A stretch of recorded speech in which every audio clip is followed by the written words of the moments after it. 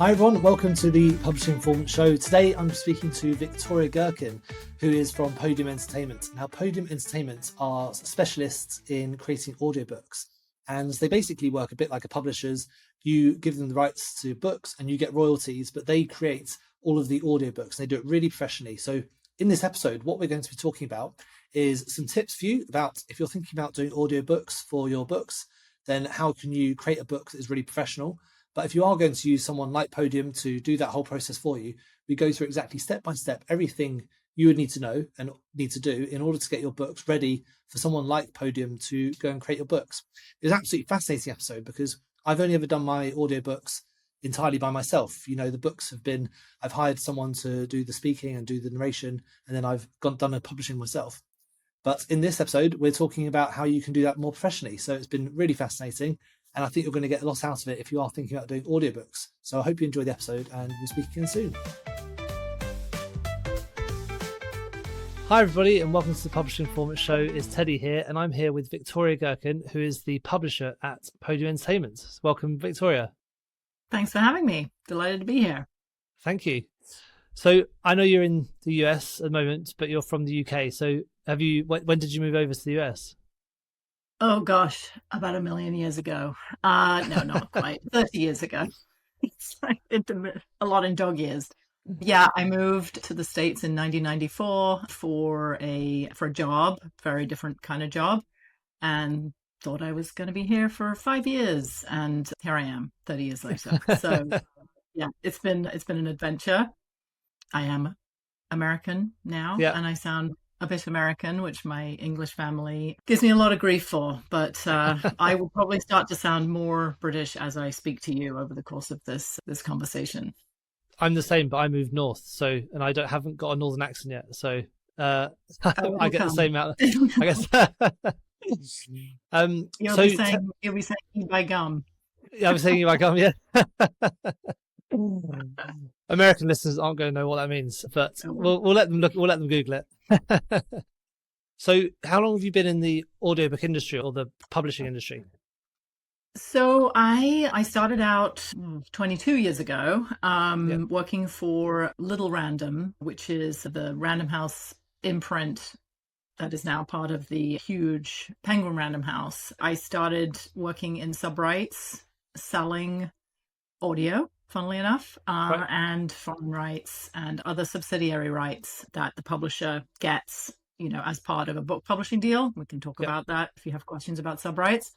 So I did that for a few years in New York at Little Random and then at Knopf, AA Knopf, which is the publisher of, all kinds of very literary greats. Including actually Bill Clinton, not to get political, but we did Bill Clinton's memoir when I was there. And I had moved into a publicity role, as well as selling serial rights, so selling magazine excerpts. And from that, I I moved to Denver for a job, for my husband's job. Oh, awesome. And so it was kind of an opportunity to do something different. And my former boss, who was the head of publicity, had always had a nagging annoyance that in publicity we would build up authors, help their careers, get them on the Today Show, and then they would get a speaking agent, and then the agent would book them out, and the book would be nowhere to be seen. And this was a really big annoyance for him. So he had the idea, and I joined him in starting the Knopf Speakers Bureau. And we started from nothing with no authors and no deals, no gigs, and built it up into, like a going concern. And it was a lot of fun. I really enjoyed working so closely with our authors and, helping them expand their audience in doing paid speaking engagements and booking them, lectureships and that sort of thing. And so that was sort of like the natural morph, I guess, that has kind of taken me to where I am at Podium. And I joined Podium in 2016 on the other side of the rights conversation. So instead of selling rights, I'm now buying audio rights from authors and publishers. And so it was kind of a natural progression. And I think my time working really closely with the authors that I represented at the Speakers Bureau, very closely, helping them build their platform really put me in good stead for working very closely and very directly with our authors at Podium, who tend to be unrepresented, tend not to have agents. And so we provide, a lot of advice and, we have close relationships, which I really enjoy. Sorry, So long answer to where I came from, but it was 20 years. So basically, in summary, you know a lot about the book publishing process. That your credentials are very clear. I know a thing or two. A thing or two. I've seen a thing or two. Although I have to say, having been in traditional publishing, and I think I may even have this in my bio on the website, potentially, I can't remember, I haven't looked at it recently, but, I came from that world and I'd been out of it for a while when I joined Podium, but it was like a revelation of what was happening in the independent author space that was amazing. It was really amazing. And I had little to no understanding of that until I joined Podium. And it was, it's just, I sort of came into a Podium a few years after, the real revolution started, like with Kindle and sort of 2010, 2012. So by the time I arrived, it was well underway in 2016. But what it has done to allow authors and, people with a story that deserves to be read and enables them to get it out there and get it in front of readers is just amazing. The slush piles at Random House, as we called them, they get looked at like once every 6 months or something. So, I know that there's a lot of stories out there. And the fact that people can get them in front of readers now it's just fantastic. Yeah. No, it's amazing. There's so many opportunities out there for different types of books. Like, I totally agree. Tell me a bit, let's talk a bit about Podium. Like, what is Podium? Like, I know you do lots of audiobook productions and stuff, but I think a lot of people won't necessarily have know that's the thing. They'll know about audio production through, they're doing it through themselves or doing it through ACX or something like that. But how does Podium work? Like, give us an overview of like what it does and how it does it. Yeah. So we saw a great opportunity in 2012 when Podium was founded, which is, a lot of independent books being published via KDP. I don't think ACX existed at that time, so there wasn't really a good way for authors to get their books into the audiobook format. And honestly, the market was much smaller. It was a much smaller demand for audiobooks and the expense of producing it, and everything was complicated. So the founders of Podium realized that there were a lot of really good books that could be made into really good audiobooks that people will then, buy. And so that was really the genesis of the company, being a audiobook publishing provider to specifically independent authors, mainly publishing in the sci-fi, fantasy, and romance spaces. That is where indies are really successful. Yeah. And you're predominantly fiction books. Predominantly, yes. We definitely do some topical nonfiction. Again, working with a lot of indies, that the indie content doesn't seem to hew very much to nonfiction sort of books. We've definitely got a lot of self-help. We've partnered with BenBella on a few books, they're a really great nonfiction publisher. We've sublicensed some of their books, and we have The Millionaire Mindset is a recent book, Brian Preston's book that we published in audio. We did a book about Bitcoin, very well timed, when Bitcoin was very much of everybody's interest. So we do. I'm not saying we don't do nonfiction, but yes, it's definitely a lesser portion of what we do. Yeah. So, audiobook publishing involves acquiring that right from the author. We do a license, we do that's a contract, and it's for a fixed term, and we pay for all the production, all the marketing, everything is paid for by the publisher. So we're not like a for hire house, and we're certainly not like a vanity press or something like that where an author is being asked for money. That is not what we do. And then we pay royalties to the author based on sales of the book, So audiobook. this, So so that's this the is what I was going to come basis. on to next. It is different to using a service such as like ACX, or even like finding your own narrators through Upwork or something, because what you are publishing the book in a certain way. You're taking the book, you're buying the rights to it, and then you're doing the work to get those books published. Does Correct. it? So yeah, I mean, we're taking on the risk and the investment Yeah, of creating this other edition. Whereas if you are going, through ACX or other, you know, channels to get your audiobook made, you're either paying for the narrator yourself, yeah, which tends to be a per finished hour amount. Obviously, then you're paying for everything, but you get to keep all the royalties that are garnered by the sales, right? So yes, you pay for it, but then you get everything.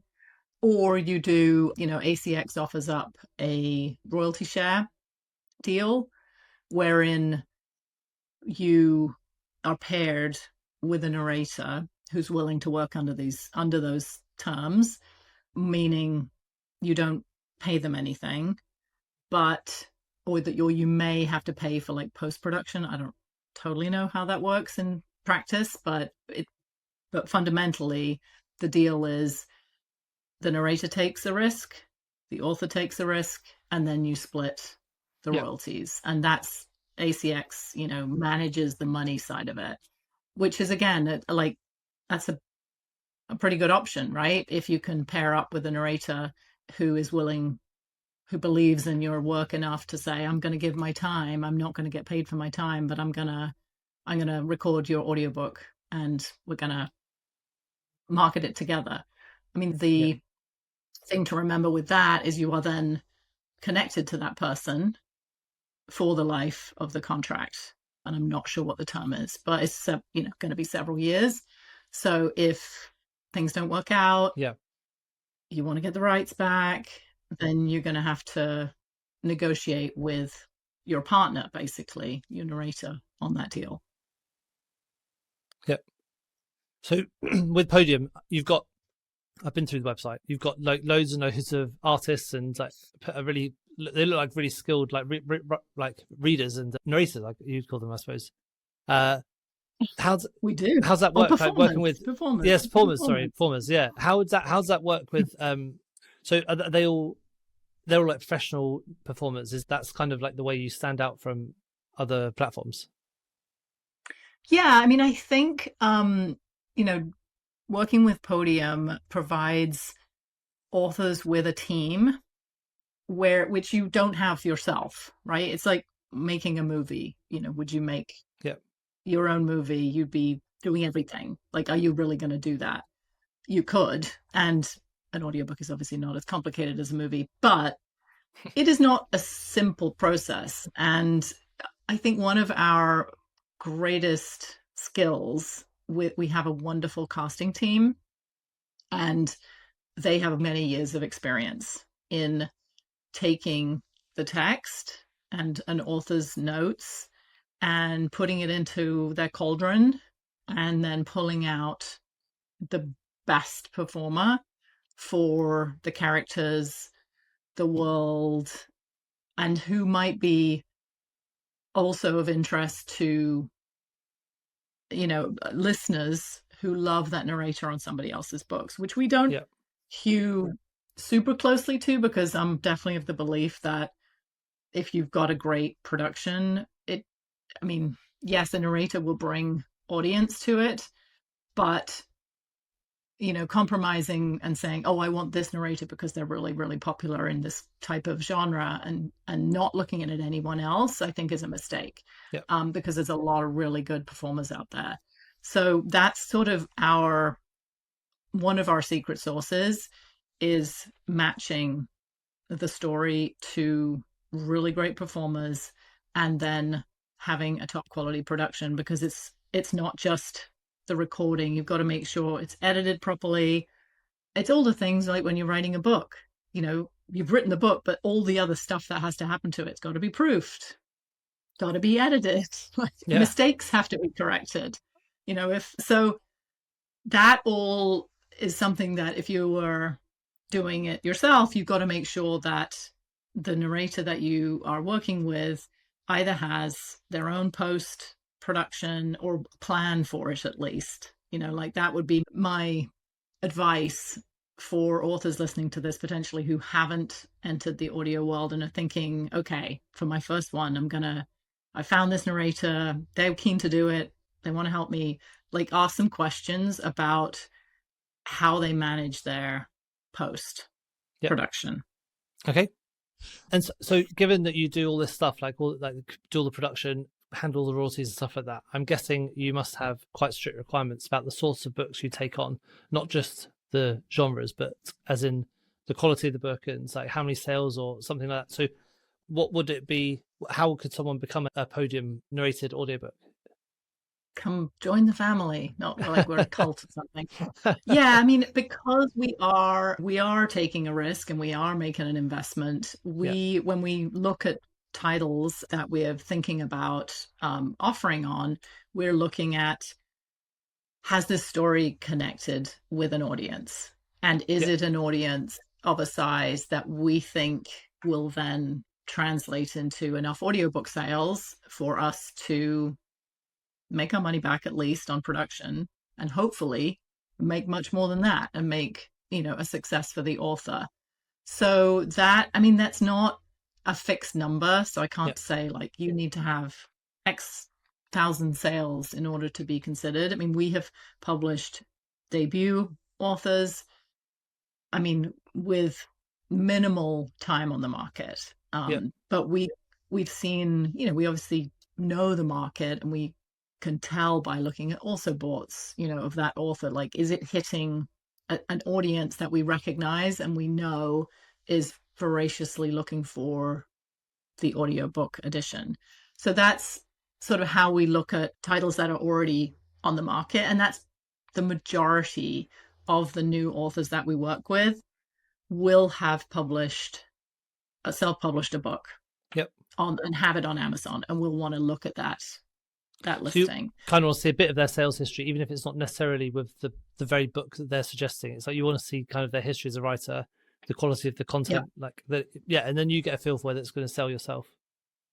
Yeah, and we look at ratings, we look at the reviews. We obviously we do a lot of romance, so we look at trigger warnings and things that we think won't go over great in the audio medium, because that's, that can be kind of a tricky area. Like something that will work on the page becomes much more visceral and unavoidable, I guess, in audio. Like if you're reading a book and you're not, there's something like wigging you out, or like, like some violent scene or something, just something that is not your cup of tea, you can just page through it. Like you can jump to the next paragraph, you can turn the page. It's easy to do. But in audio, just the active listening, there's just no way to do that. And so it's such an immersive medium that sometimes there is such a thing as a little too spicy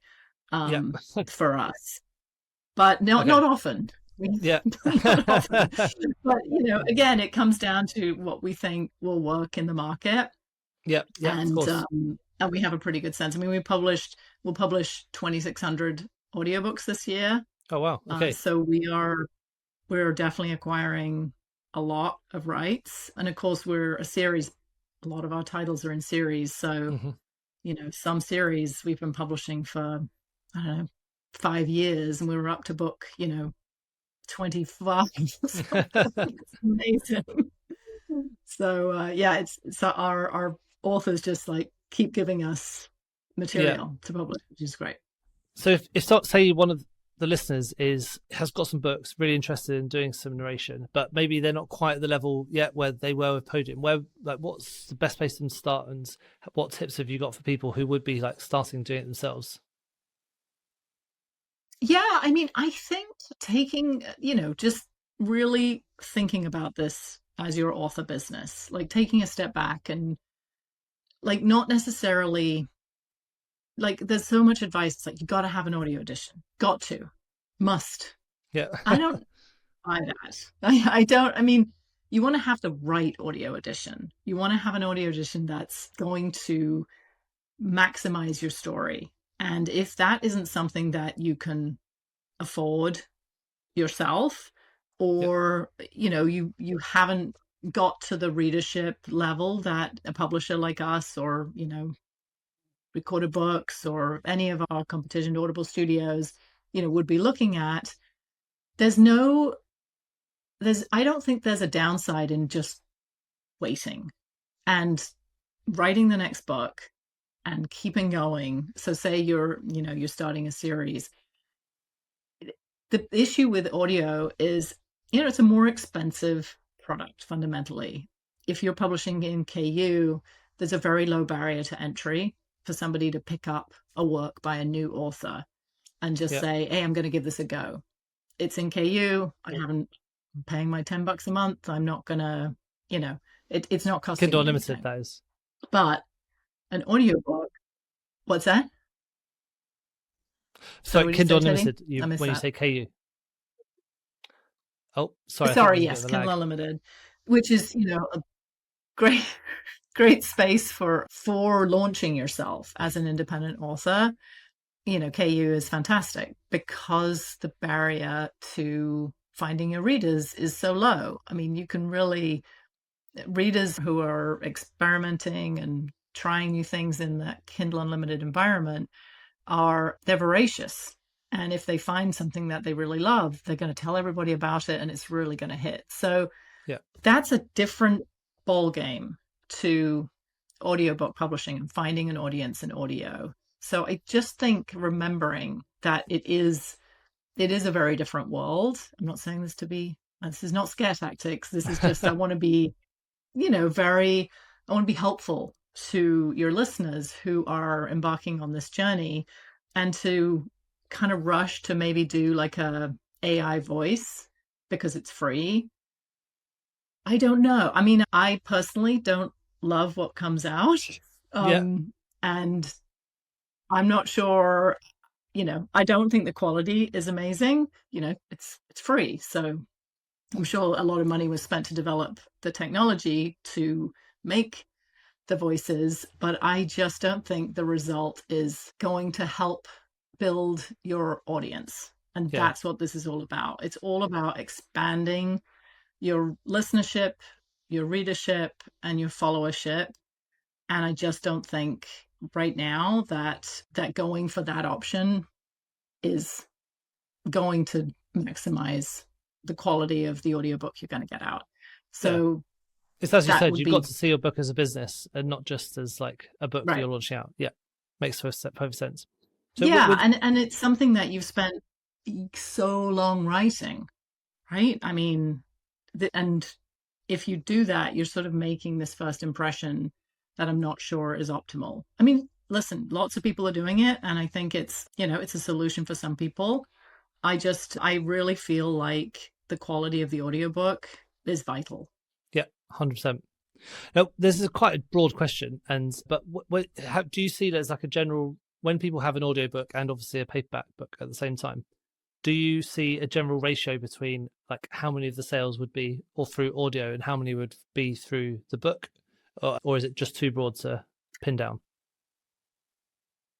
Yeah, the audiobook market is a smaller market than the print market. I think the audio plus ebook in the States equals print. So I think audio sales may have overtaken ebook sales this year, I think, in terms of like volume of revenue. So if you think about that that dynamic, that the bulk of your consumers of your story are going to be reading it. So I Yep. tend to think, and I don't know how accurate this is, like if you have, I don't know, 3 to 5,000 readers, something like that, you can Yep. probably think that you may have a third of those. A third will likely be your audiobook listeners.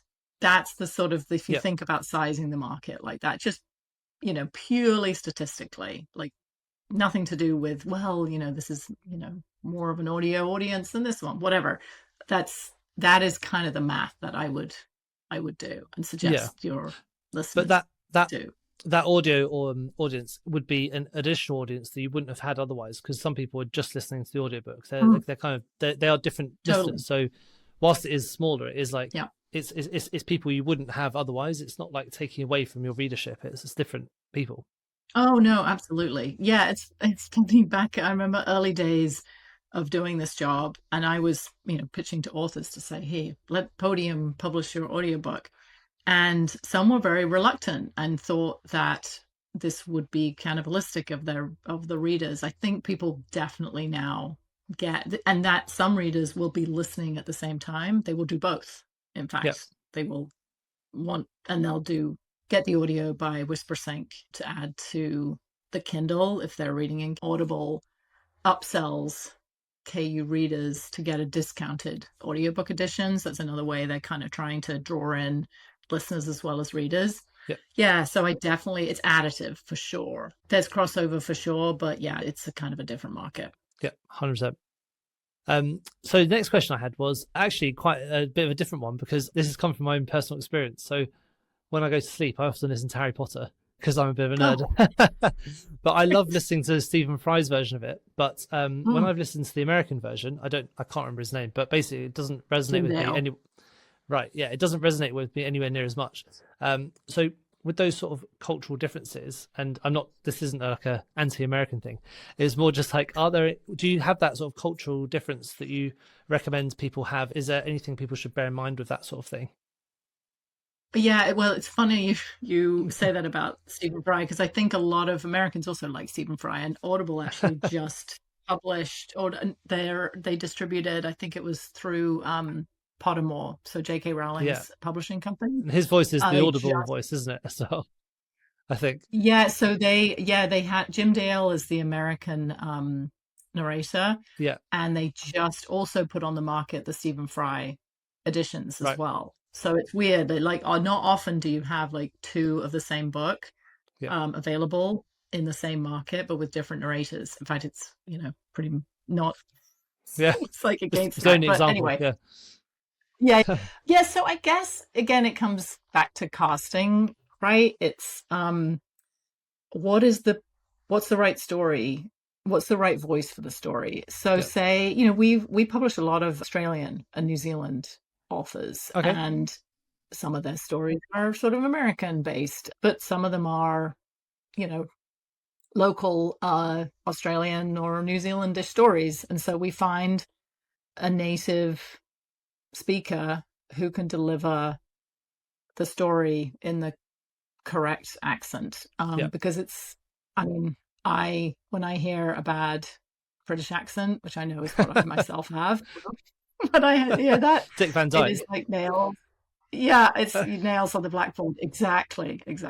I can't stand it. So I feel a lot of empathy with our non-American authors to make sure that we are respecting the world of the story, whether that world is based on Earth, or in the UK, or there's a French character. Those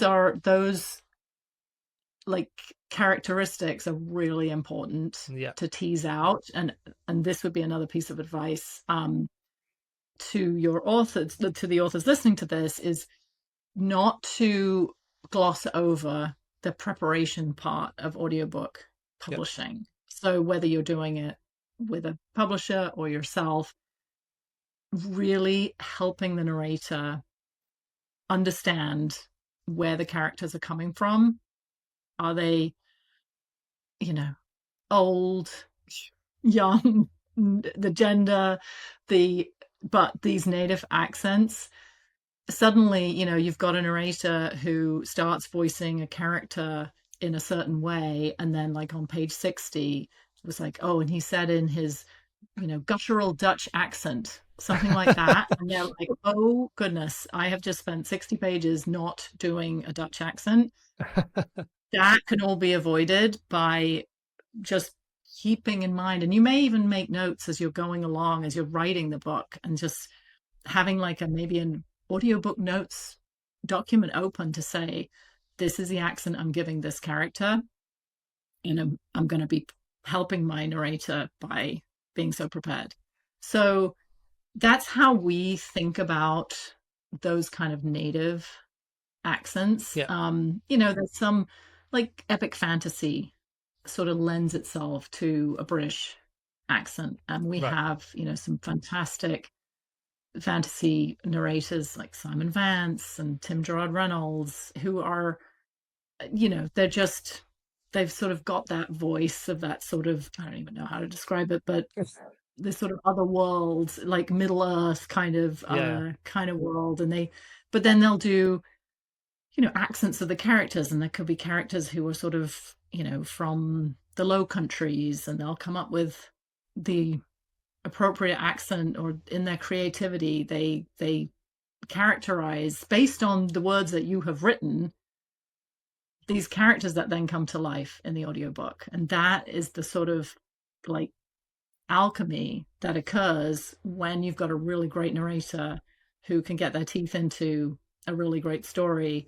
And some of our authors will be like, this was amazing, and like some of them are crying. They're so pleased with how the audiobook has turned out.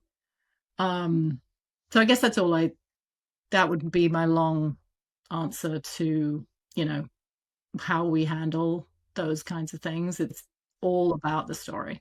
Of course. And do you work with the authors as well, like in terms of like choosing the casting and things like that, and help like do the authors get to help you with choosing the right person for that as well? Or is it a case of you're taking the rights, yes. going to sort it? Right.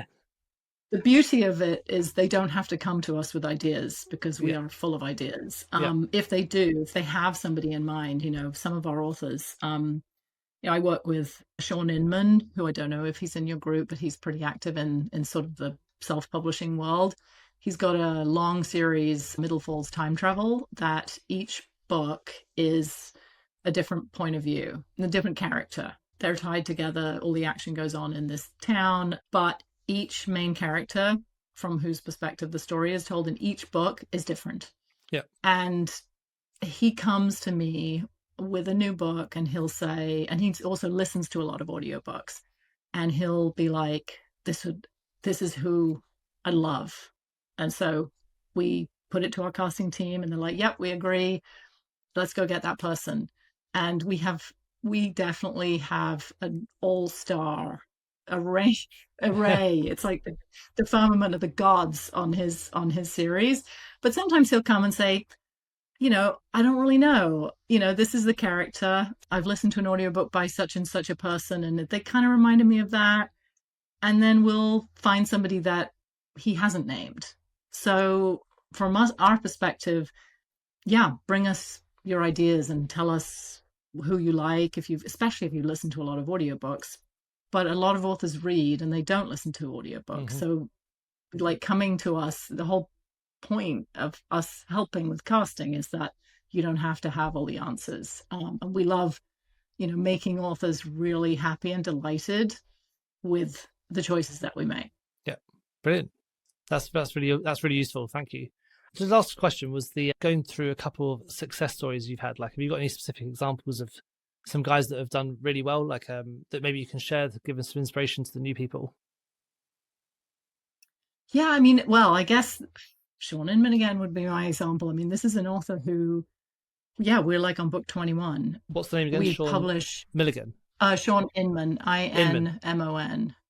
Inman, yeah. We have long-term partnerships with authors like J.N. Chaney as an example. He's a sci-fi author. We published, probably 100 books with him at least. Wow.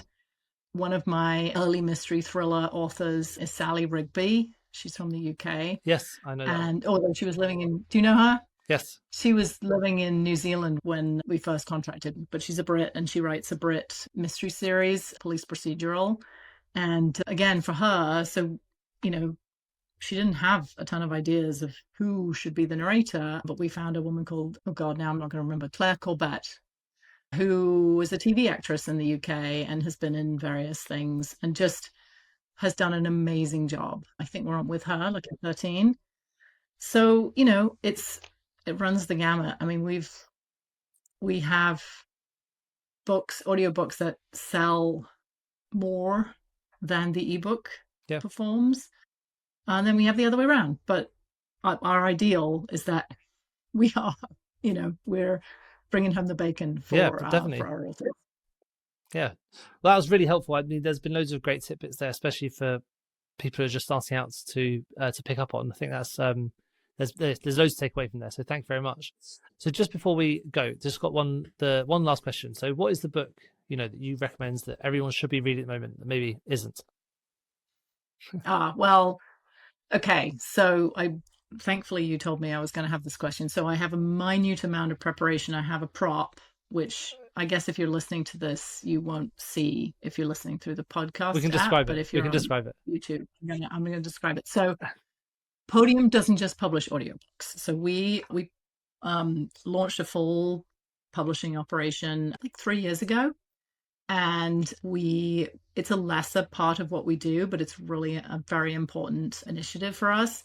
And earlier this year, we signed a distribution deal with Two Rivers, which is an Ingram company. And one of our first titles that they've been distributing for us is The Pucking Wrong Number, Sierra Jane. Right? This is part of a series. It's a hockey romance series. That wasn't a typo, by the way. It does actually say pucking for people who can't see the title. Does say pucking. Yeah. Yeah. It's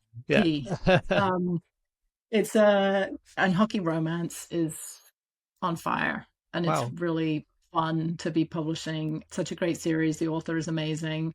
So that's been a lot of fun. We've been talking about it a lot internally over the last few weeks, and we're bringing out all 4 books in the series that have been available in POD. We are publishing in print.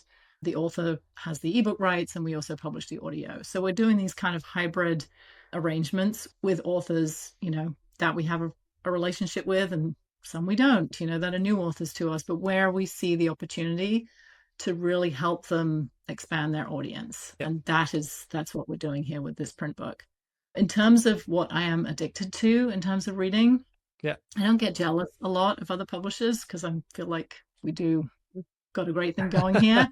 But one of the series that I really, really wish we had in our house is Mick Herron's Slough House series. Oh, amazing. I don't know. Amazing. He's so good. Yeah. My stepmother recommended this series to me a couple of years ago. And I actually started with the audiobooks. Gerard Doyle is the narrator, and he is amazing. He's so good, so good. And then when the Apple TV show came, I was like, oh, surely it's never going to be as good as the audiobooks. Anyway, it is also amazing. Really good. Yeah, it's really good. Gary Oldman is Jackson Lamb, and he's fantastic. So yes, the Slough House series by Mick Herron is my go-to right now. Great, that's really good. Really good recommendations. I can highly recommend those second books. I've read them, not listened to them, but they're really good. Yeah. Very English. Mm-hmm. Yes, indeed. Yeah.